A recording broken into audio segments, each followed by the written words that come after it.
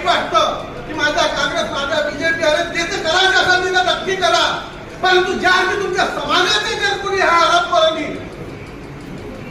लाडू खाल्ला असतील केळा खाल्ला असतील तरी त्या गोष्टी करता तुम्ही त्याची हायबाप करत असाल.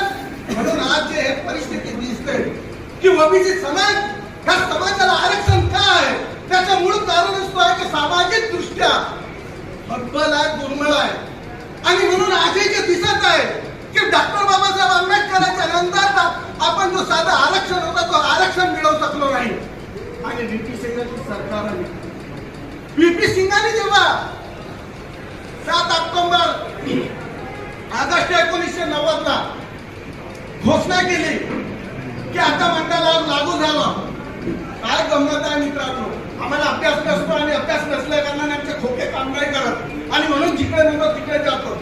आणि ज्या दिवशी 7 ऑगस्ट 1990 ला घोषणा झाली आणि घोषणा झाल्या भारत देशामध्ये कथनी सुरू झाल्या. आम्ही विटाने यायला लागलो आणि त्या दिवशी आमच्या पायावर जो आरक्षणाचा खऱ्या अर्थानं पेढा होता तो आम्ही आमच्या हाताने बनवलेला आहे. ही गोष्ट सुद्धा आम्हाला समजून घ्यावं लागेल.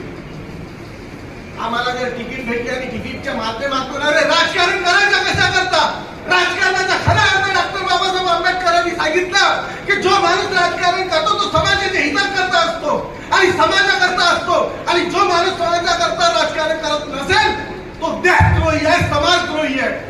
आज देशद्रोहाची समाजद्रोहाची संख्या वाढलेली आहे आणि म्हणून मनापासून ज्या गोष्टी आल्या आहेत एकही हरामखोर बोलायला तयार नाहीये.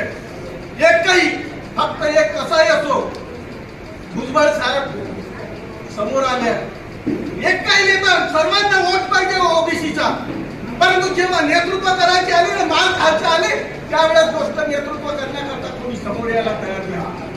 त्या गोष्टीकरता आम्ही जेव्हा समोर आलो त्याचे वेगवेगळे परिणाम आले.